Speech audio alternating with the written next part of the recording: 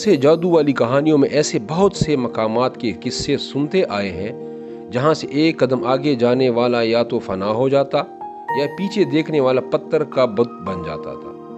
ایسی ہی حقیقی دنیا میں اگر کسی علاقے کو یہ مقام حاصل ہے تو وہ ہے پاکستان کے اندر افغانستان کی سرحد سے متصل درہ خیبر، جہاں افغانستان جانے اور وہاں سے یہاں آنے والوں کو راستے کے حصول کے لیے یہاں پر آباد افریدی قبائل کو خراج دینا پڑا، اور دنیا کو فتح کرنے والے بڑے بڑے فاتحین کو بھی یہاں سے سر جھکانا پڑا۔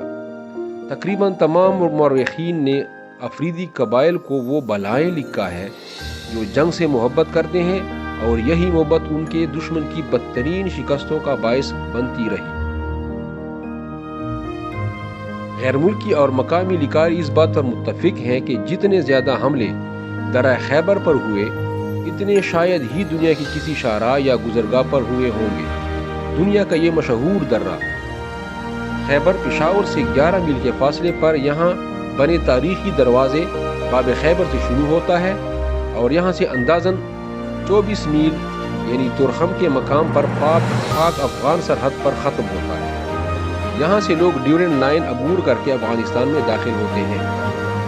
باب خیبر اور تورخم کے بیچ کا یہ علاقہ یہاں کسی بھی بری نیت سے آنے والوں کے لیے خطروں سے اتنا بھرپور ہے جس کی مثال کہیں اور نہیں ملتی۔ یہی وجہ ہے کہ دنیا اور اس خطے میں فاتح کہلانے والا کوئی حکمران اس درے اور اس کے مکینوں کو قابو نہیں کرتا۔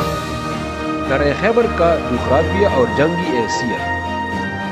اس راستے کے دونوں طرف تقریباً 1500 فٹ اونچی پہاڑی چٹانیں اور ان کے بیچ ناقابل دریافت غار واقع ہیں۔ یہ درہ یہاں کے لوگوں کے لیے جنگی لحاظ سے ایسا قدرتی حصار ہے جسے دنیا کے کسی جنگی ہتھیار سے فتح نہیں کیا جا سکتا۔ اس کا سب سے خطرناک حصہ تاریخی علی مسجد کا مقام ہے، جہاں پر یہ درہ اتنا تنگ ہو جاتا ہے کہ اس کی چوڑائی صرف چند میٹر رہ جاتی ہے، اور یہی وہ جگہ ہے جہاں کی پہاڑی چوٹیوں پر چھپے چند قبائل بھی سینکڑوں فٹ نیچے راستے سے گزرنے والے ہزاروں فوجیوں کے لیے قیامت بپا کرتے تھے اور انہیں زچ کر کے پسپا ہونے پر مجبور کر دیتے تھے۔ یہاں تک کہ انہیں لاشیں اٹھانے کے لیے بھی ان قبائلوں کی بات ماننی پڑتی تھی۔ موت کی وادی کا دروازہ پشاور شہر سے چند کلومیٹر کے فاصلے پر واقع تحصیل جمرود میں بنے اس دروازے کو اگر دشمن کے لیے موت کی وادی کا دروازہ کہا جائے تو غلط نہیں ہوگا۔ اس دروازے سے ہی پورے درہ خیبر کی اہمیت اجاگر ہو جاتی ہے۔ سابق صدر پاکستان فیلڈ مارشل ایوب خان کے دور حکومت میں یہ دروازہ بنایا گیا۔ جون 1963 میں مکمل ہونے والے اس دروازے کی تعمیر اس وقت کے کیمبل پور اور آج کے اٹک کے 2 مستریوں گاما مستری اور ان کے بھتیجے صادق مصری نے کی۔ یہ تعمیر تقریباً 2 سال میں مکمل ہوئی۔ اس دروازے پر مختلف تختیوں پر ان حکمرانوں اور حملہ آوروں کے نام نصب ہیں جنہوں نے اس راستے کو استعمال کیا۔ اس دروازے کے قریب بحری جہاز نما قلعہ سکھ جرنیل ہری سنگھ نلوا نے تعمیر کروایا تھا تاکہ درہ خیبر پر نظر رکھنے کے لیے فوجی یہاں رکھے جا سکے۔ اس علاقے کے زیادہ تر آبادی افریدی قبائل کے ذیلی شاخ کو کی خیل سے تعلق رکھتی ہے۔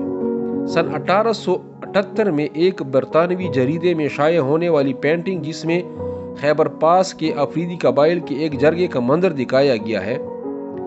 پروفیسر ڈاکٹر اسلم تاثیر افریدی خیبر سے متصل ضلع اورکزئی میں گورنمنٹ ڈگری کالج غلجو کے پرنسپل ہیں اور یہاں کے تاریخ پر اتھارٹی کی حیثیت رکھتے ہیں۔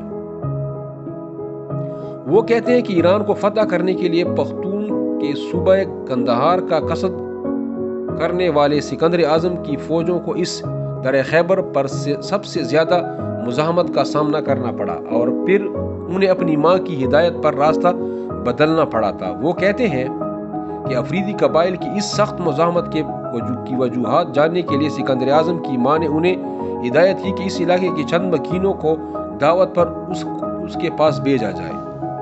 افریدی قبائل کے یہ سردار سکندر اعظم کی ماں کے ساتھ بات چیت میں مصروف تھے، جہاں پر انہوں نے ان سے سوال کیا کہ آپ میں سے سردار کون ہے۔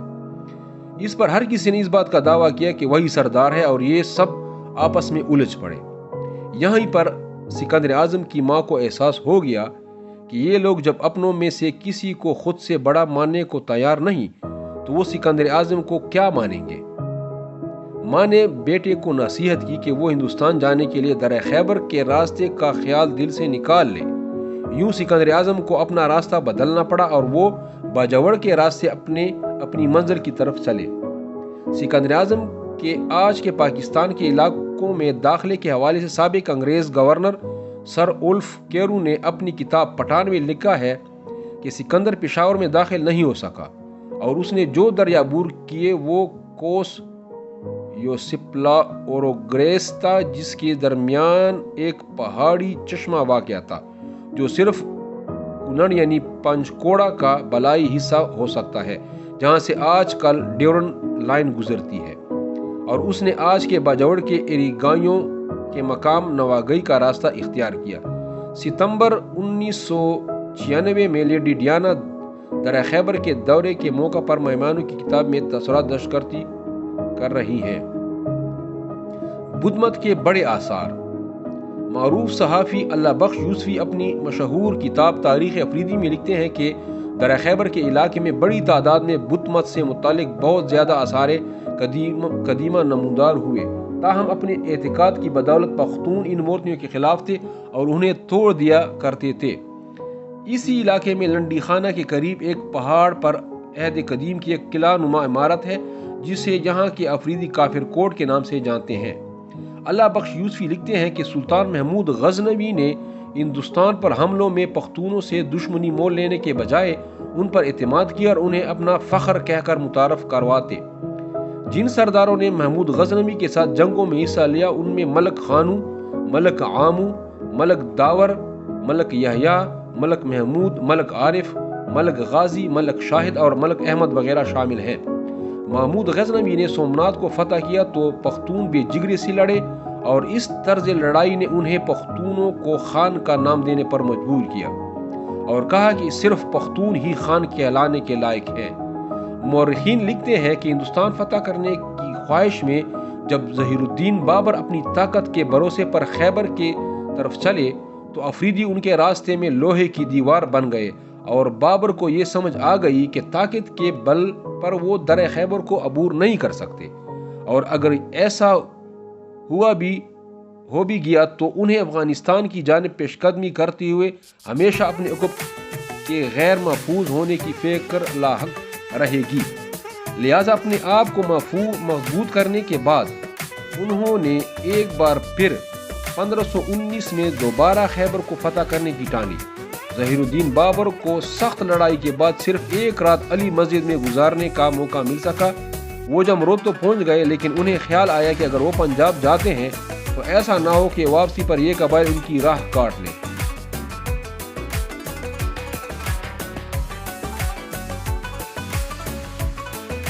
سکھ حکمران اور رنجیت سنگھ کو یقین تھا کہ اگر پختونوں پر اقتدار قائم کر رکھنے کے لیے کسی مضبوط ہاتھ کی ضرورت تھی، اس لیے سکھوں کے مشہور ترین انتظامی جرنیل ہری سنگھ نلوا کو بھاری لشکر کے ساتھ پشاور کا انتظامی افسر مقرر کیا گیا۔